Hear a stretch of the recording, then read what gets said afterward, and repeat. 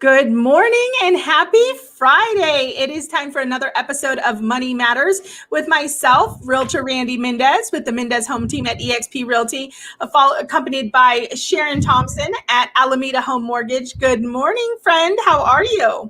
I'm fantastic. And yourself? I'm good. I'm excited.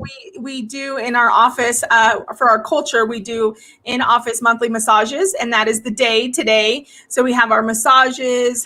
We also do bi-weekly office crock pot meals. So I have my staff make crock pot meals. And anyhow, so today lunch and massages. Plus tomorrow we're gearing up for our client event, which is one of our first, since COVID hit, in-person client events. So I'm pumped. I'm ready, and it's going to be like 70 degrees tomorrow. Nice. Yay. Yes. Spring is here. Yeah, so all kinds of good vibes over here. But kind of speaking about vibes, today we're going to be talking about purchase power. And if you got approved, let's say 3 or 4 months ago, what does that look like today, right? Absolutely. Yes. So, and basically what we're wanting to do is help you to have some good expectations and also to help with the blind spots. So I'll be speaking a little bit about the actual real estate side of it, the actual purchasing and working with your realtor side of it. And then Sharon's going to translate that. Thank you. Sharon's going to translate that over to the numbers, right? Because something that we've definitely seen, and I think that this is safe to say, is that the purchase power has diminished. It has. I mean, I think it is a rough market out there, and I don't think that we've ever celebrated in contract more, and not just between me and you, as a community of realtors and mortgage representatives. Every time I see somebody post in contract, it's like, good for you! I am so happy. I mean, it has been a very brutal market out there for us. And I think it is time to check back in with our buyers. We have a lot of buyers that are in drip campaigns that are just getting listings. And we have a lot of buyers that are just hanging around on Zillow, that like to take more of the independent stance, that were pre-approved or spoke to a real estate agent 2, 3, 4 months ago.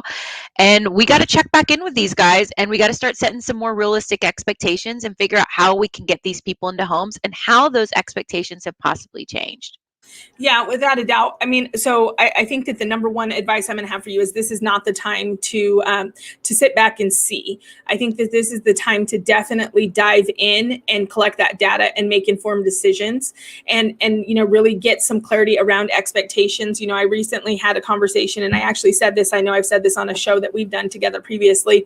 But, for instance, when it comes to a inspection report, the way that I'm setting expectations for my clients around that is completely different than how I have in a balanced market.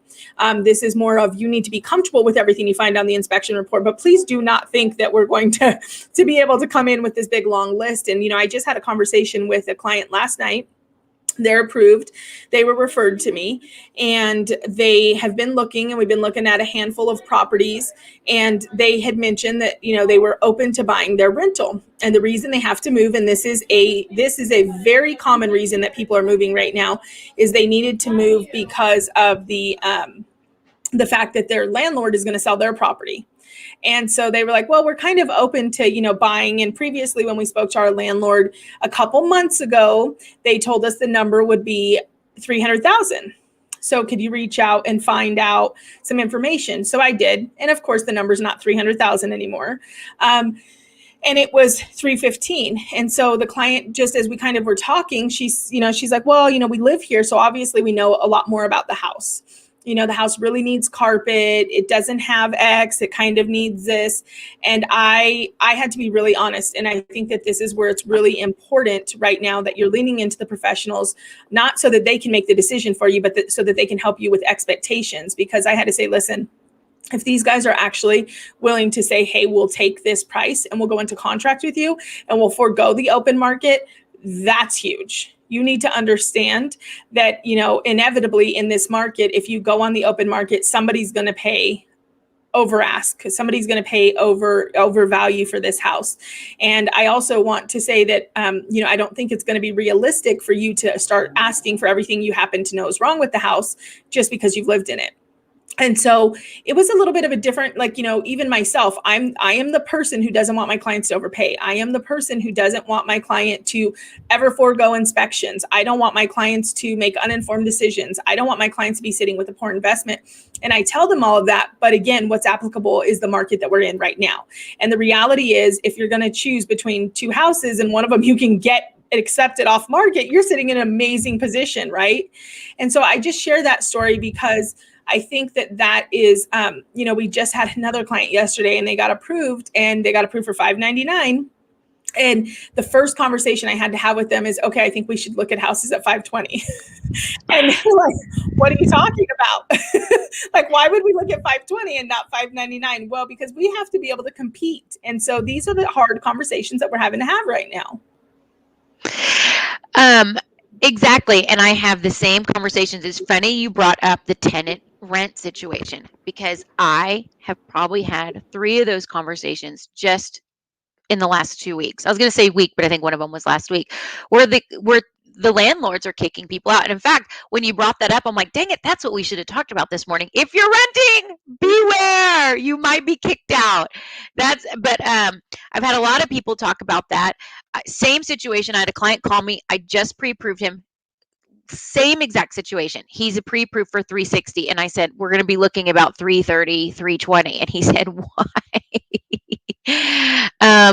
And I said the same exact reason, because we're going to have to put in these offers much, much higher. So back to checking in, I'm sorry, I'll put that back in your court. Well, so I think, and I do have, so something that I've experienced is right now my escrow pipeline and my buyer pipeline are completely swapped, meaning that normally I have more escrows than I have buyers. And right now I have 3 times the amount of buyers that I have escrows.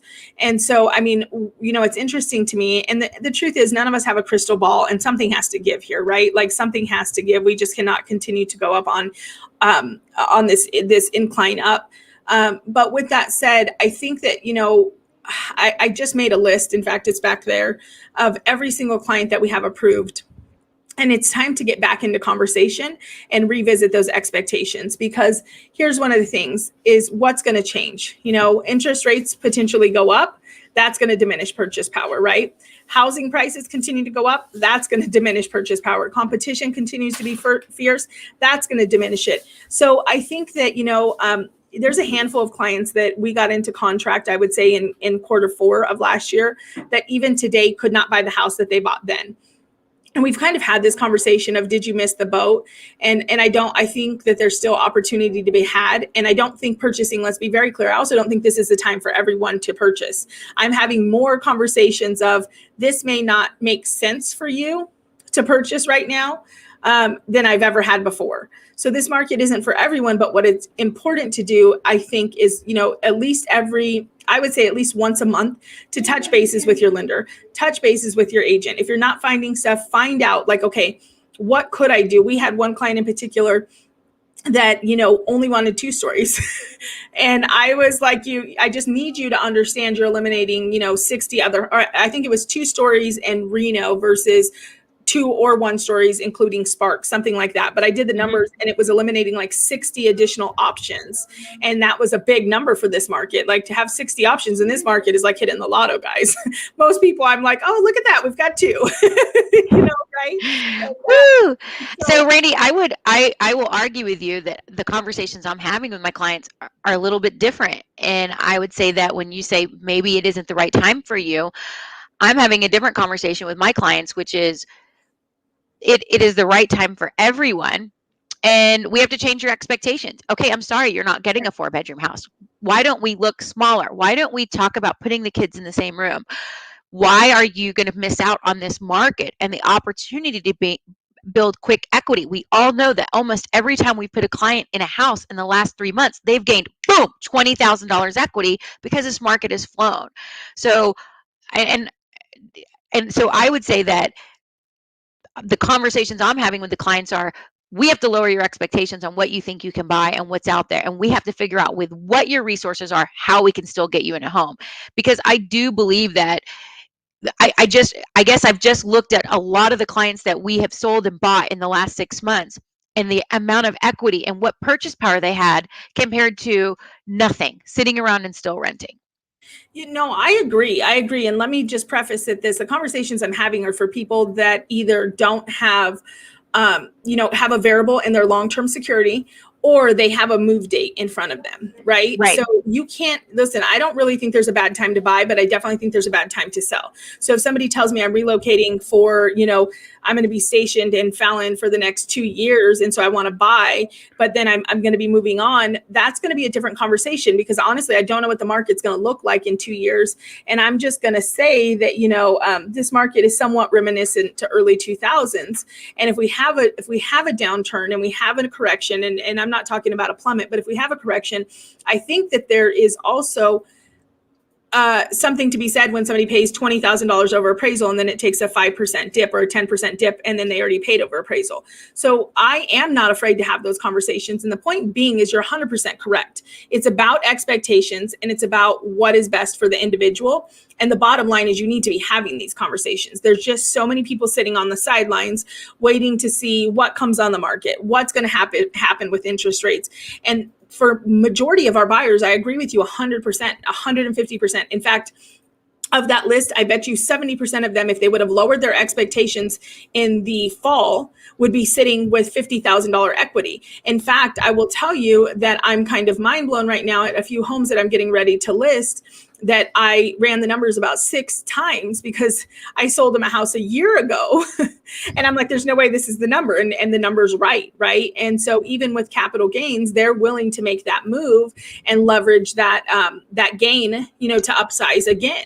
And so I think that what it comes down to, and I think that the point is, your purchase power is changing every single month. And if you don't have if the goal is home ownership and it's longevity, you got to drop down to get into the game before the game leaves you behind. I mean, that I believe that 250%. Would you agree with that? Okay, fair enough. You're right. Not everybody should be buying. Okay, take it back. I take it back. Well, and so, I mean, I think what we're seeing right now is we're seeing more of the exploratory conversations. So I'm seeing the people that are in California that are like, oh, I think I'm going to retire in the Midwest, but I'll make a pit stop in Nevada. Or we're seeing, we're just seeing all of these different things. Everything. This is what we need to remember. COVID has changed the face of our country, how we work, how we live, what we do. And so there's more possibility and more opportunities for people. And so all I'm saying is that, yeah, you need to be revisiting your buyers, you need to be revisiting your agents, you need to be revisiting your lenders, but make sure we're getting the big picture, because I'm hearing more of the, I'm only going to be here for X amount of time. And those are the ones that are big red flags to me. Now, if you're not going anywhere, you're raising your family. I just had this conversation with somebody. We all know that I'm a Dave Ramsey girl. And I just had the conversation about 20% with somebody this morning. And I said, I've always been in favor of, if you have 20% to avoid that PMI, that's great. But listen, at 3% down, you get into homeownership. And even with the PMI, your mortgage is less than your rent. And you now have an asset that's going to gain equity. So, I mean, I'm seeing a good bulk of my clients in a very short period of time be in a position to where they don't need that PMI anymore. And so I do think, again, Sharon, to kind of speak to yours, I do think for a lot of people, it makes sense. I think it makes total sense. And I think that we've got to change the expectations. The other day, I was looking for somebody in Jordan, and I was like, no, there's 50 options. And Jordan's like, Mom, did you forget they want a 4-car or a 4-bedroom and a 3-car? And I was like, they're not getting a 4-car for a 3-bedroom and a 4-car, 4-bedroom and a 3-car. I was like, because that drops me to 2 options. So I need them to understand that I need them to either pick one of the 2. I mean, you just have choices. Pick one of the 2, or take away a few things and pick one of the 60, right? Right. There's a big difference. So I ran a couple numbers when we say check in. So I just ran a couple numbers on where the market kind of was about 3 months ago, and where we kind of feel it is now. Basically, I did a $385,000 example. Somebody that was looking to buy a house December, January, November for $385,000. The payment was roughly about $219, taxes, insurance, MI, the whole deal, putting 5% down, somewhere in that range. And then we haven't seen a huge rate hike, and a lot of people I don't even think know that we're having a rate hike because there's so many advertisements out there still at 2.1%. We have had a small raise in rates. They did finally stabilize and work their way back down, and we did some recovery this week, which was good. I hope that we're in a stable position because the news, it's everybody got so excited about the vaccines and about people going back to work that this week we're starting to see like the economy still isn't recovered. It is still going to be a long road. And so the rates kind of said, okay, we're going to pull back a little bit. It's not as good news as we thought it was going to be. But still, with that small little rate hike that we saw, it took a $219 payment for that same exact house. If you could find that same exact house, would be $2,093. So we're talking, the payment has gone up a little bit. So real quick, you were saying 200, so it's 2019. Sorry, 2019. Hello, my zero. I was like, I need this $200 a month payment. Where do you need this house?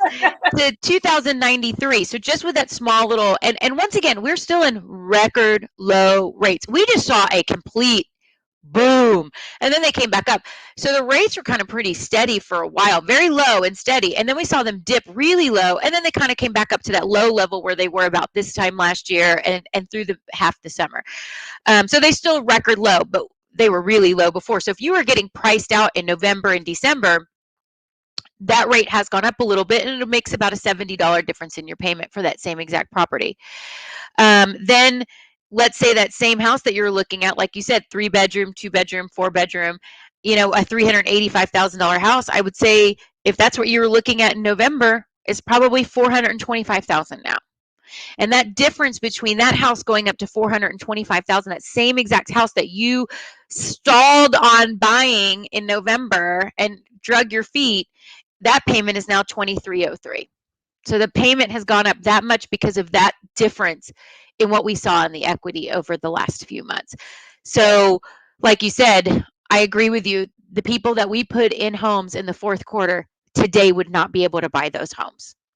They would be these clients that were like, maybe we look at a 2-2 with a loft, Right. Yeah. And it's, gosh, I don't think anybody relishes in such an imbalanced market. Like, I don't think anybody is loving it. I honestly don't even think the sellers are. There's quite a bit of emotion that is on the seller side, just with I know we're waiting to hear back on an offer today. And the agent on the other side is an agent I have, great respect for. And she called me this morning and she was like, they're really wrestling because they have an unbelievable cash offer versus they have an unbelievable cash offer versus an amazing offer from your clients. And it's investor versus primary occupied. But again, it's just, there's numbers, right? And there's hard to ignore those numbers. And so I don't think anybody relishes it. I hope, and who knows what's going to happen, that we can get more back to a balanced market. But my advice is don't tap out. So if home ownership is still a dream of yours, if it's still a goal of yours, I'm not going to sit here and tell you it's going to be easy. In fact, it's not. The expectation is that it's going to be tough. We're going to see multiple rejections before we see an acceptance. We're going to have hard conversations about, you not being able to get, I used to say, you might get 7 out of 10 on your wish list. Honestly, now if you're getting your neighborhood, be happy, right? If you're getting in the neighborhood, if you're in Reno Sparks, be happy. If you're just in Reno Sparks, happy to have you. It's tough, but what I don't want, and the whole reason that we chose this topic was we don't want you to be blindsided and check out for 60 days. Let me give you an example. Clients right before in mid-November kind of took the holidays, right? I'm going to take the holidays. I'm going to focus on being with my family. And then we kicked off the new year, and I've talked to a couple of them and they really haven't got back into the swing of things. The truth is it's going to be a big smack in the face for somebody that was looking in November to looking today. It's going to be 10 times more deflating. We were getting, you were deflated in November. You're going to be alienated in March, right? It's just going to be, and we want to try to come alongside you guys and stop this and help you to understand that there is still options, but you're going to have to bring your expectations down. You're going to have to look at a lower price point. You're going to have to move quickly. You're going to have to, have a plan A, a plan B. We're going to have to get strategic, look at different ways that we can do things. And here's the great news. Out of my whole office, I still have a handful of us that, at least probably once every 10 days, we get a good, not an easy deal, but where we're not up against 15, we're not up against 20, we're up against 2, or we're actually the only offer, right? But what that requires is consistency in the market. So the people that do get the offer accepted, they've probably had 8 rejections before we got that one accepted, because they're consistently in the market. So don't check out of the market right now and expect to come back in 90 days and not get slapped in the face again. Exactly. I just talked to a client yesterday that only has a down payment. That's all they have. And 6 months ago, we would have made that work. And now I'm like, I don't know what we can do for you. What I did tell them is, I said, this market is so ever changing. That doesn't mean get out of the market. We don't know what we're going to find. And I agree with you. It's staying in the market, it's staying present, making it a part-time job to look for a home. And it will pay off, because every client that we've put in a home since March 2020 to today couldn't be happier about the decision they made. And it literally, the equity is almost as if they had a part-time job on the side of what they made in their equity, and also paying down that principal. So I agree with you. This market is changing so quickly every single day. It's moving faster than we can almost keep up with. I mean, we are so like you said, we are in the mud every single day, staying on top of every issue, all the listings, contracts. I love a lot of the websites that you're on, because I jump on them too. I follow them, and I love hearing so many people in our community coming together to help each other out, as opposed to us being against each other. We're all like, I wrote this in a contract and I messed up, or I did this in a contract and it was super successful. And also all that on the lending side, I tried this and I tried that for lending to try to, find some creative lending to make people work. It has been interesting, because I do feel that there has been a community around all of us to where we have become more supportive than competitive. But this market could change again tomorrow.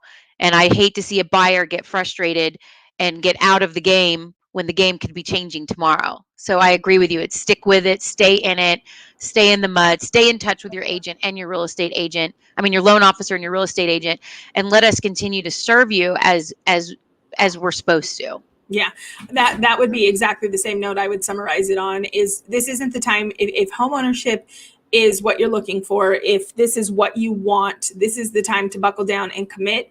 It's going to be a bumpy road, but lean into your professional. As always, if you have somebody out there that's great and taking care of you, that is awesome. Lean into them. But if you don't, myself or Sharon, we're not a package deal. I always say that if you need a lender, there's Sharon. If you need a realtor, here I am. And if you need both, then you got a dynamic duo. But but make sure you lean in. Be very clear and be very honest. Another thing that I will say, and I will wrap this up with, is that a lot of times I feel like the people that want the homeownership the most are also very nervous and very timid and very, at times, even embarrassed to share certain things.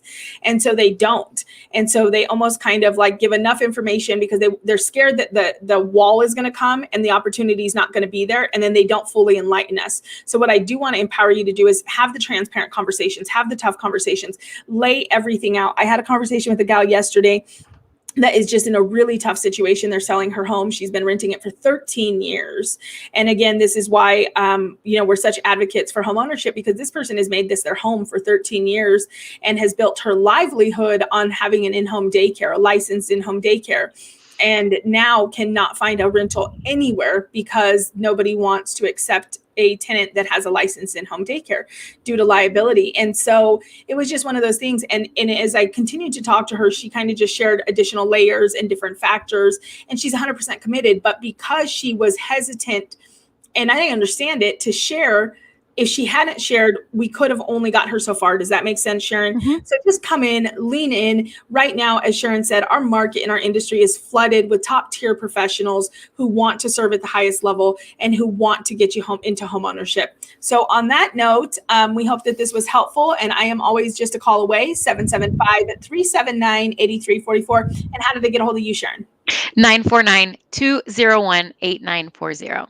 All right. Well, have a wonderful weekend. And if you're already one of my past clients, don't forget our client event this weekend. And everyone else, if you need anything, let us know. Bye, guys. Happy Friday.